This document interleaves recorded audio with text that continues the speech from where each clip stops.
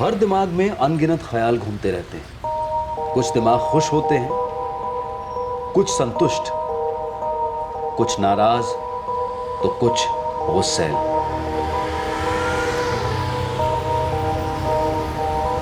क्या किसी का चेहरा पढ़कर उसके दिमाग का हाल पता लगाया जा सकता है?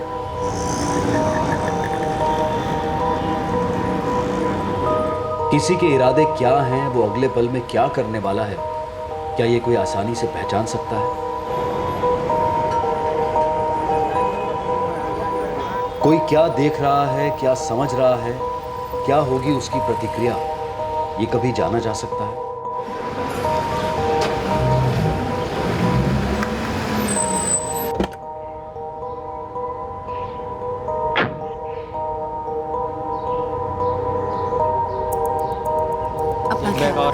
और बिना भूले मुझे रोज फोन करना, ओके? अच्छा भाई चलो अब जल्दी करो वरना ट्रैफिक बढ़ जाएगी, फिर लेट हो जाएंगे हम। ठीक है, आ जाओ आ जाओ। बाय माँ।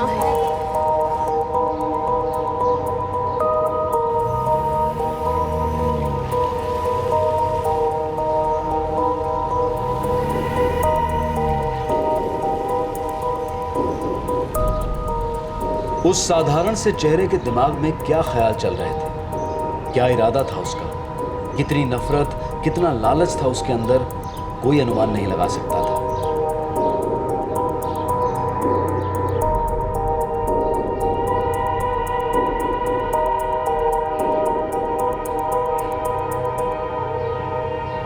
ना ही बिल्डिंग का सिक्योरिटी गार्ड अनुमान लगा पाया जब वो बिल्डिंग के अंदर आए।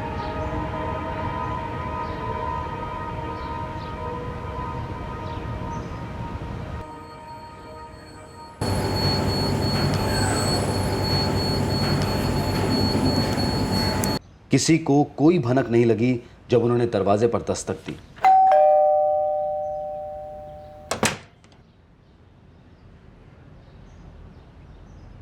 दीपा राठी तो बिल्कुल ही अनजान थी। बिना किसी डर के उसने उनके लिए दरवाजा खोला। जुर्म करने के बाद कौन मुजरिम पकड़ा जाना चाहेगा अधिकारी?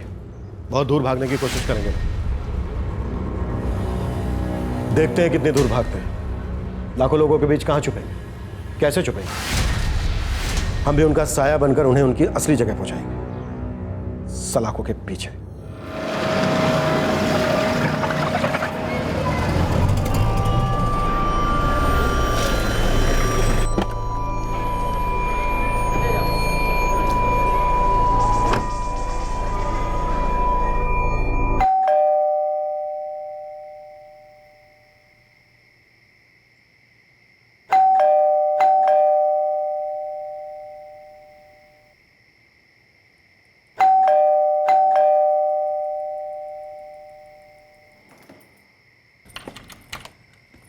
दीपा,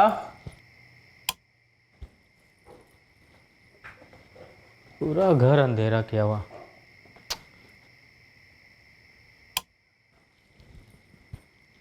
दीपा,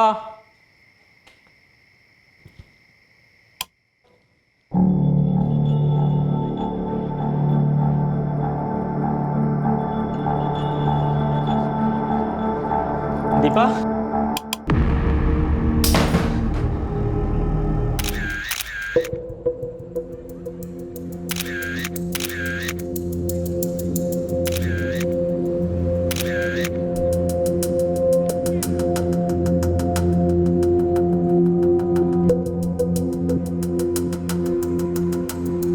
मेरी दोनों बेटियां अमेरिका गई हुई हैं। मैं भी नहीं था घर पे। अरुण जी बता सकेंगे जब आप अंदर आए क्या देखा? सब कुछ हो जाने के बाद पहुंचा मैं।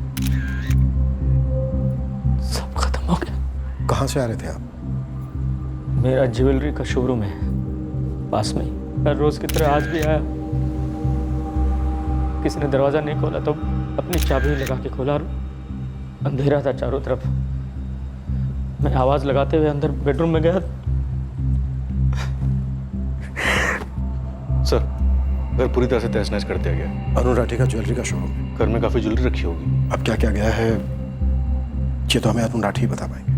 सर, कोई फोर्स्ड एंट्री नहीं। कहीं भी कोई ऐसा निशान नहीं मिला जो ये साबित करे कि खूनी जबरदस्ती घर में घुसे थे। दीपा राठी की लाश हमें बेडरूम में मिली। लगता है उनका कत्ल भी बेडरूम में ही हुआ। दीपा राठी ने खुद दरवाजा खोला, वो दाखिल हुआ या फिर हुए, और फिर बेडरूम में उन्होंने दीपा राठी का कत्ल कर दिया।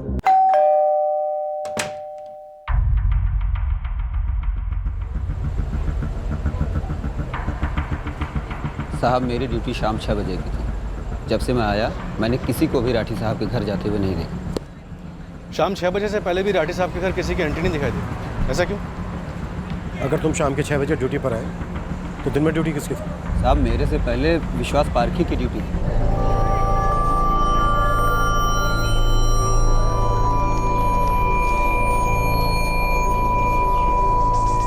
इस विश्वास पार्की का नंबर दो। सर, एक फ्लैट में कारपेंटरी का काम चल रहा है, किसी मुकेश मिश्रा का फ्लैट। बुलाओ मुकेश मिश्रा। काम तो चल रहा है सर, लेकिन आज मिस्त्री लोगों की छुट्टी थी, कोई नहीं आया फ्लैट पर सर। रजिस्टर में कीकम की कल की एंट्री दिखाई। ये है ना सर, फ्लैट नंबर 401। ये मेरे वर्कर्स की एंट्री है सर। सर उनके आने का और उनके जाने का दोनों की एंट्री है सर। अरविंद, सुभाष और राम, ये तीनों ही हैं और भी हैं? नहीं सर, बस ये 3 ही है। सर पुरानी बिल्डिंग है, सीसीटीवी कैमरा नहीं है। सर ये डे शिफ्ट वाला वॉचमैन विश्वास पार्की, इसके फ़ोन की रिंग जा रही है लेकिन ये उठा नहीं रहा। घर से उठा लो सर, और साथ में तीनों कारपेंटर्स। सर घर के दरवाजे पर कोई फोर्स एंट्री के निशान नहीं, मतलब राठी परिवार का कोई जान पहचान वाला है, या फिर थे, या फिर कोई ऐसा जिसका बिल्डिंग में खूब भरा जाता था।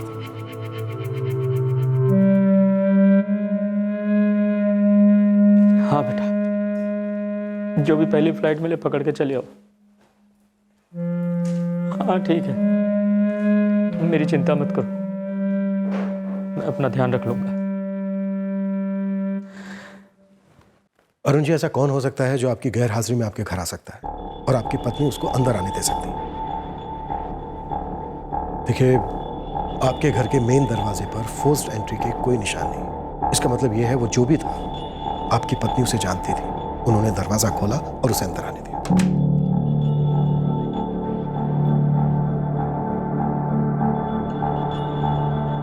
सर दीपा जी का मोबाइल स्विच ऑफ है और घर पे भी नहीं मिल रहा।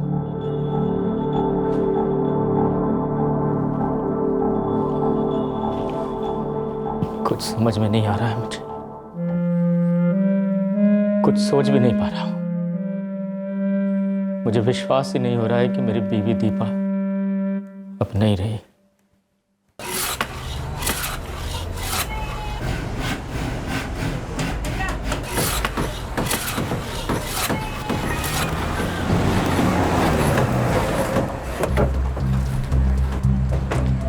लोकेश वर्मा जी क्राइम ब्रांच। जी सर, क्या हुआ? तुम्हारे मिस्त्री अरविंद, सुभाष और राम कहाँ हैं? सर ये तीनों सुबह से यही काम कर रहे हैं, पूरा दिन यहीं पर थे। हमें मुकेश जी के लिए कुर्सियाँ और बेड बनाना है।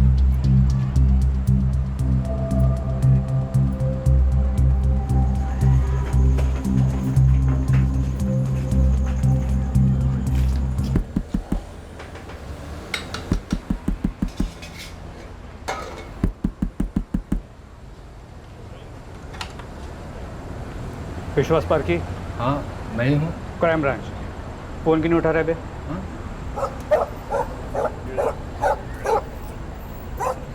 साइलेंट पर रखकर सो गया था सर। तेरी बिल्डिंग में कत्ल हुआ और तू फोन साइलेंट पर रख के सो।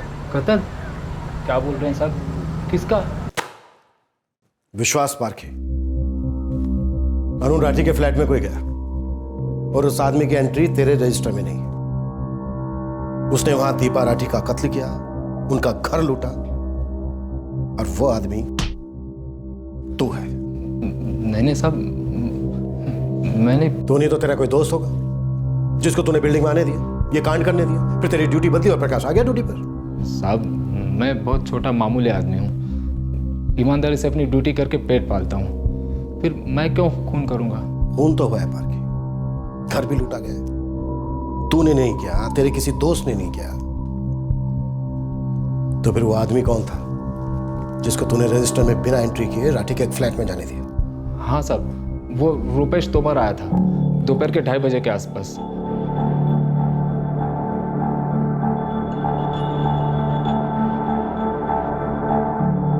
रूपेश तोमर राठी साहब के घर पे बावर्ची का काम करता था, तकरीबन 1.5 साल पहले। और तूने उसकी एंट्री करना जरूरी नहीं समझा? साहब वो पहले वहाँ काम करता था, जाना पहचाना था, मैंने भी जाने दिया ऐसे ही। और वो वहां से वापस भी चला गया? हाँ साहब।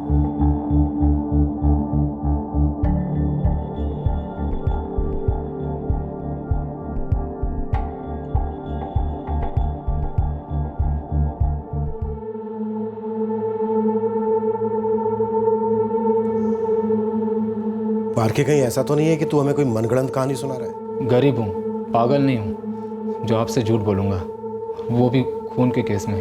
तूने रोका नहीं तभी तो कत्ल हुआ है पारखी। आराम से उन्हें अंदर जाने दिया, आराम से उन्हें बाहर निकलने दिया। अरे रोकना तो दूर, तूने उनकी एंट्री भी नहीं की। मुझे लगा दीपा मैडम ने बुलाया होगा किसी काम से, पहले काम जो करता था वो वहाँ पर। फिर भी तुझे एंट्री तो करनी चाहिए थी पारखी।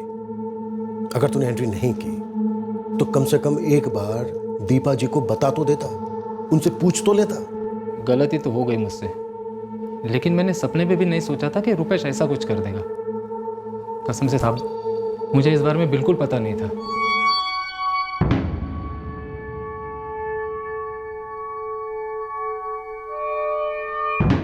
अगर विश्वास पारखी ने बावर्ची रुपेश तोमर और उसके दोस्तों की रजिस्टर में एंट्री भी करवाई होती तो क्या उनके इरादे किसी के भी दिमाग में रजिस्टर होते?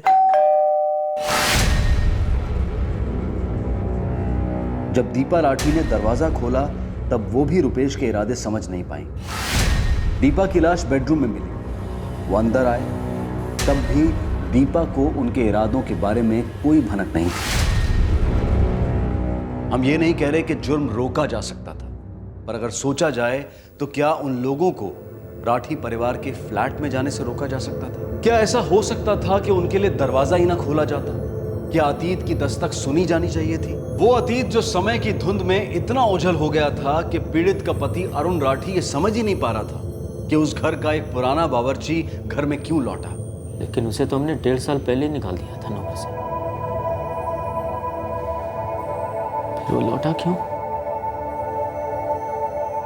और अगर लौट के आया भी तो दीपा ने अंदर क्यों आने दिया? इस सवाल का जवाब तो आप ही दे सकते हैं अरुण जी।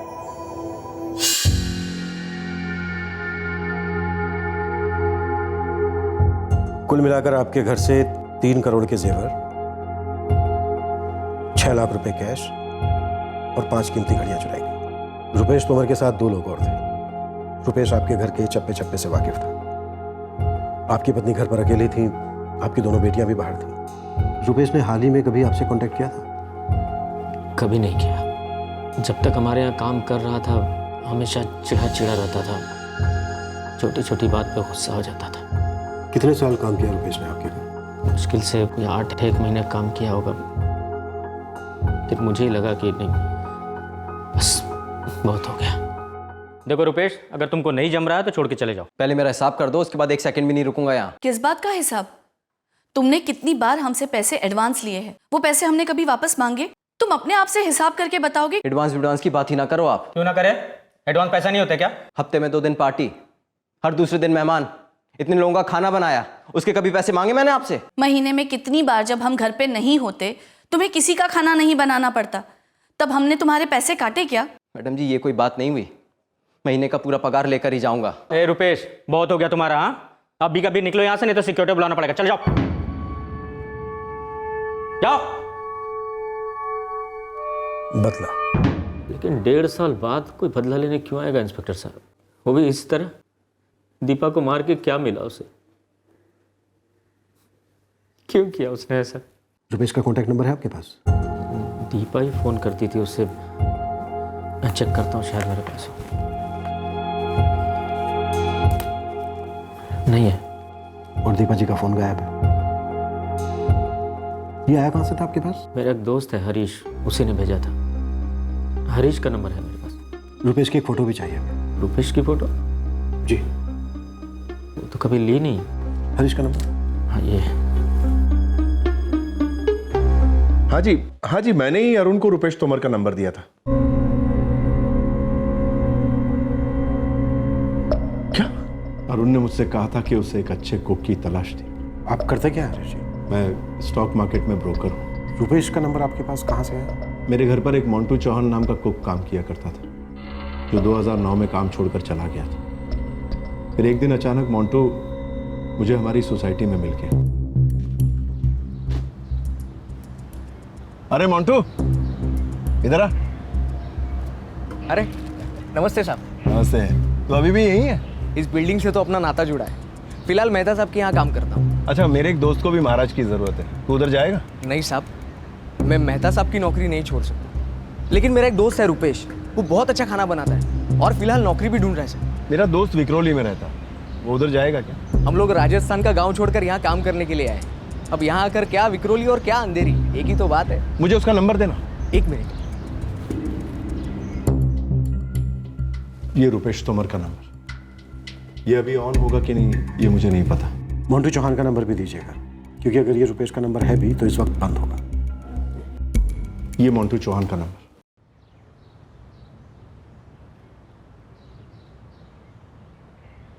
सर, मैं एयरपोर्ट के लिए निकल जाऊँ? अरे हाँ, प्रियंका और तानिया के फ्लाइट का टाइम हो गया, जल्दी जाओ।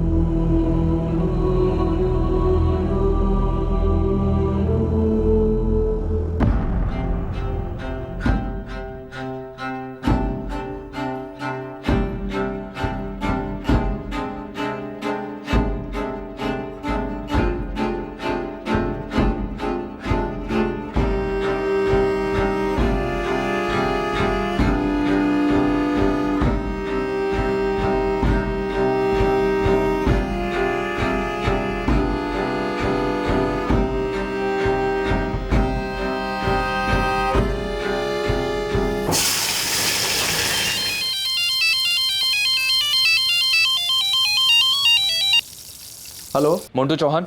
आप कौन? पुलिस।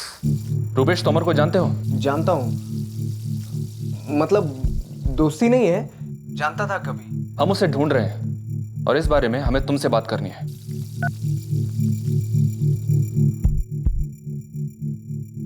हेलो, पीएसए अधिकारी बोल रहा हूँ, क्राइम ब्रांच से। एक नंबर की लोकेशन डिटेल्स चाहिए थी। 4445678876। रुपेश तोमर का नंबर है।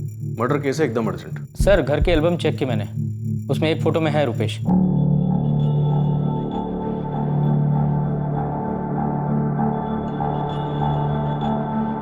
रुपेश तोमर के फ़ोन रिकॉर्ड्स को स्कैन किया, 2 नंबर्स के साथ तो लगातार टच में रहा है।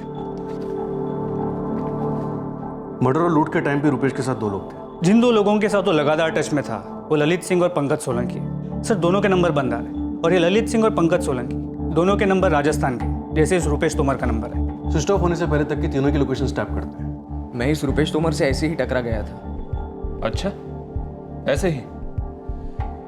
कहाँ टकरा गया था ऐसे ही? राजस्थान के धौलपुर जिले के सरनपुर गांव का रहने वाला है ये रुपेश। मेरा गांव भी उसी के बगल में पड़ता है। वो यहाँ काम ढूंढ रहा था।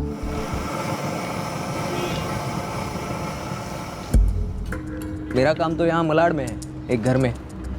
मेरे लिए भी बात करना है यार, कहीं बड़ी तंगी चल रही है। तेरा मोबाइल नंबर दे, और सुन, फिक्र मत कर।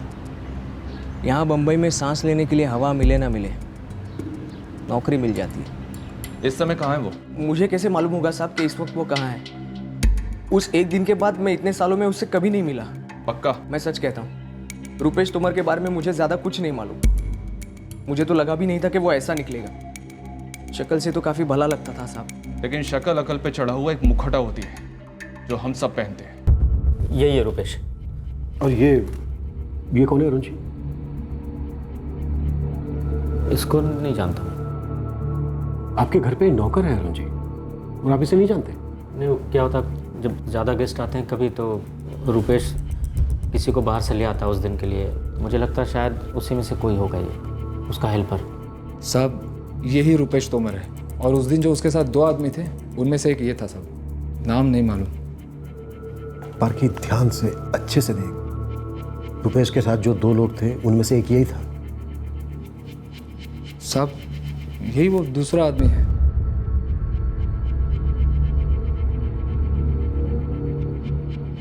और तीसरा कौन था? नहीं मालूम साहब। जिन 2 नंबर्स के साथ रुपेश टच में रहा है वो नंबर्स किसी ललित सिंह और पंकज सोलंकी के।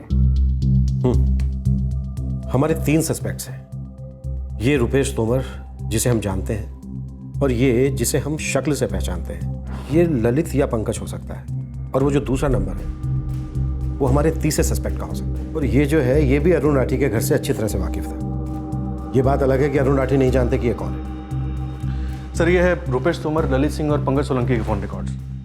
सर इन तीनों के फ़ोन 12 जुलाई को दोपहर 4 बजे स्विच ऑफ हुए थे, और 12 जुलाई दोपहर को ही क्राइम भी हुआ था। सर फोन स्विच ऑफ होने से पहले की लोकेशन क्या है? विक्रोली सर, जहाँ मिस्टर राठी रहते हैं। सर तीनों के एड्रेसेस राजस्थान के हैं। मंटू चौहान ने बताया था ये रुपेश राजस्थान के धौलपुर जिले का रहने वाला है।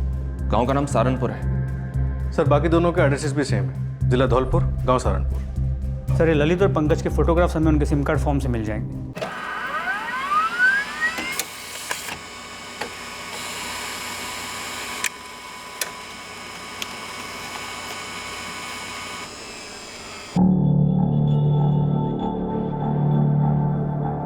हाँ साहब, रुपेश के साथ यही दोनों थे, और ये उस दूसरे वाले फोटो में भी था जो आपने दिखाया था।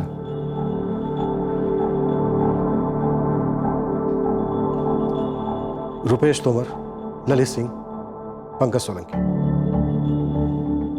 इन तीनों ने ही आपकी मिसेस दीपा जी का कत्ल किया है और आपका घर लूटा।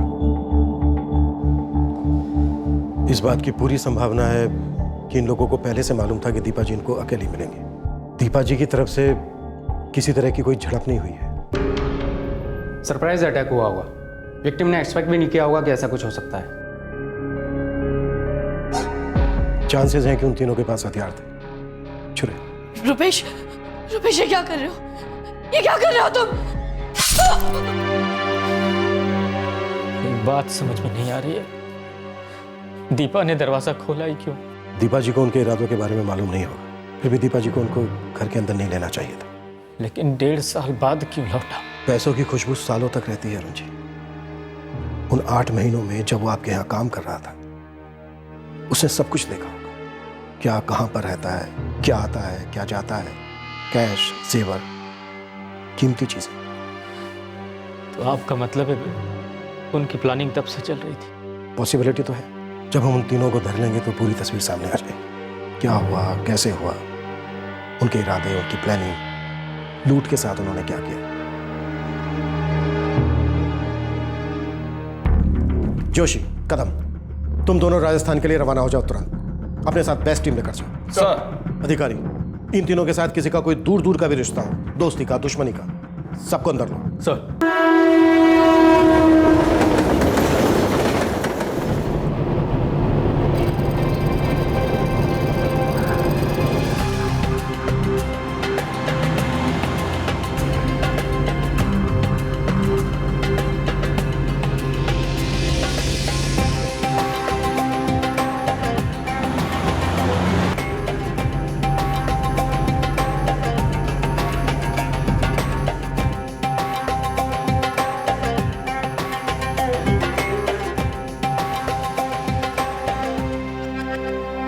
रंजीत पटेल? जी नहीं, मैं ऋषि बोल रहा हूँ। तो फिर रंजीत पटेल कौन है? वो मेरे सेठ जी हैं। जी मैं यहीं मुंबई सेंट्रल में रहता हूँ। मिस्टर पटेल, ललित सिंह नाम के आदमी के फ़ोन रिकॉर्ड्स में आपका नंबर मिला है, कैसे जानते हैं उसे? जी वो सिम कार्ड तो मेरे ही नाम का है, मगर मैं उसे यूज़ नहीं करता हूँ। ये तो मैंने अपने बावर्ची ऋषि के लिए खरीदा था। साहब मैं जानता हूँ ललित सिंह को, वो भी मेरी तरह बावर्ची ही है। हम दोनों आसपास के गांव के हैं। इस वक्त कहाँ है ललित सिंह? हुकुम, 3 महीने हो गए हो, हमारे छोरे ललित के साथ हमारी कोई बात ना हुई। ललित यहाँ आखिरी बार कब आया था?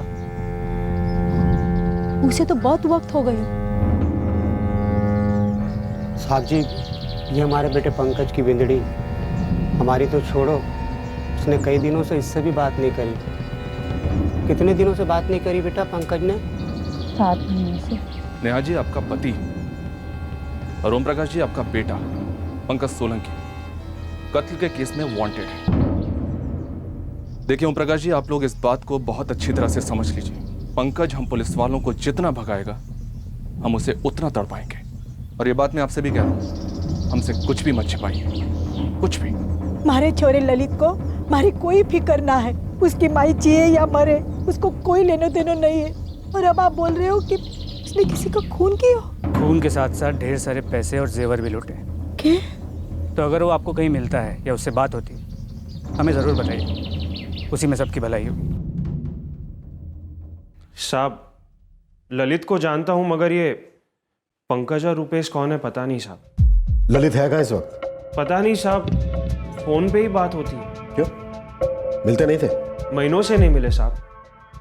हम दोनों आसपास के ही गांव के हैं, मुंबई साथ में ही आए थे 1.5 साल पहले। ट्रेन में हम दोनों एक ही डिब्बे में थे, सो थोड़ी बहुत जान पहचान हो गई। कोई खास दोस्ती नहीं है साहब। ललित काम कहाँ करता है?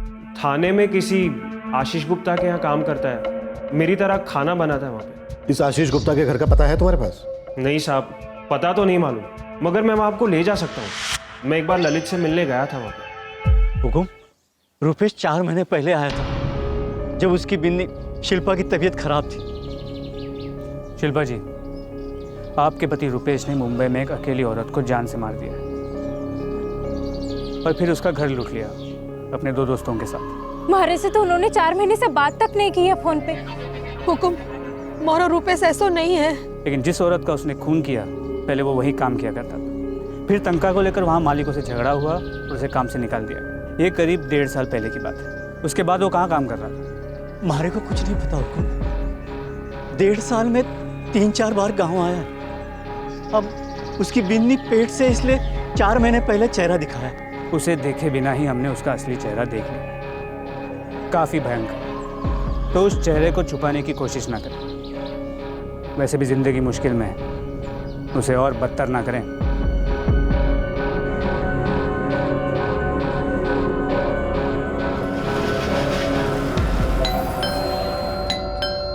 सर, ललित पिछले 6 महीने से हमारे यहाँ खाना बनाता था, फिर अचानक बिना कुछ बोले 2 हफ्ते पहले वो काम छोड़कर चला गया। ललित यहीं रहता था? जी नहीं, दोपहर में खाना बनाने आता था और फिर शाम को, फिर उसके बाद अपने घर चला जाता था। फिर अचानक से 2 हफ्ते पहले उसने काम पर आना बंद कर दिया। अब तो फोन भी नहीं उठाता। हम लोगों को इतनी तकलीफ हुई, बताकर भी नहीं गया। ऊपर से हम लोगों ने रिप्लेसमेंट भी नहीं ढूंढी थी। आपसे पहले वो कहाँ काम करता था? आप लोग टच में कैसे आए उसके? वो ऋषि है ना, जिसका जिक्र आपने किया, वो पहले इसी कॉलोनी में एक घर में काम करता था। तो उससे मैंने एक दिन बोला कि कोई खाना बनाने वाला हो तो बताओ, तो उसने ललित को हमारे पास भेज दिया। रूपेश तोमर, ललित सिंह और पंकज सोलंकी, इन तीनों के घर वालों से बात हो चुकी है। और इन तीनों ने अपनी फैमिलीज को कांटेक्ट ही नहीं किया होगा? जी हाँ सर, लेकिन हमने इन तीनों घरों को सर्विलेंस पर डाल दिया है। मैं और तरुण बारी बारी से नजर रख रहे हैं। खास करके रुपेश के घर पर नजर रखो। तरुण बता रहा था कि उसकी वाइफ 6 महीने की प्रेग्नेंट है। वो अपने घर कांटेक्ट करेगा ही करेगा। Yes sir. सर, शहर के ज्वेलर्स एसोसिएशन ने पूरी कोऑपरेशन का वादा किया है। मुंबई की हर शॉप को नोटिस भेज दिया गया है। ये गहने कहीं पे भी बिकने के लिए आएंगे, हमें तुरंत इत्तला मिल जाएगी। 6 लाख रुपए कैश भी है उनके हाथों। सर, याशी में 6 लाख उड़ा देंगे। जल्दी उनको ज्वेलरी बेचने की जरूरत पड़ेगी। फिर भी चिंता की बात है अधिकारी, 6 लाख रुपए बहुत होते। इतने पैसों के साथ वो कहीं भी कई दिनों तक, महीनों तक बाहर रह सकते हैं। अलग अलग जगहों पर जेवर बेच सकते हैं, दिल्ली, कलकत्ता, कहीं भी। एस्टिमेशन के हिसाब से 3 करोड़ के जेवर हैं उन लोगों के पास।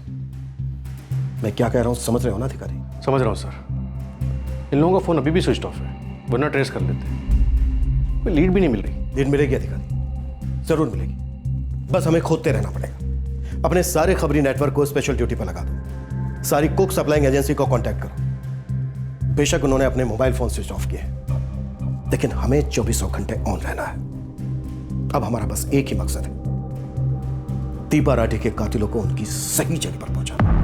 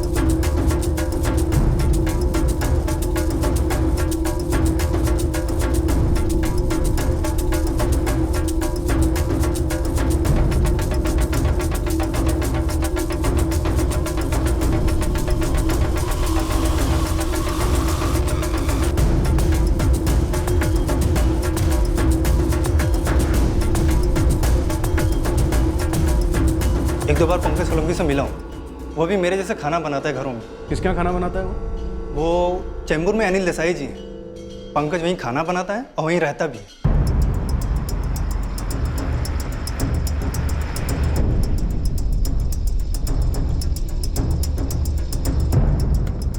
सर 2 हफ्ते पहले पंकज अपना सामान लेकर यहाँ से गुल हो गया। मैंने उसे बहुत सारे फ़ोन किए मगर मेरे एक भी फ़ोन का उसने जवाब नहीं दिया। पंकज को आपने किसके कहने पर रखा था? सी विंग में सिन्हा साहब रहते हैं, उसके वहाँ पे कुक काम करता है गौरव, उसके थ्रू मैं पंकज को मिला।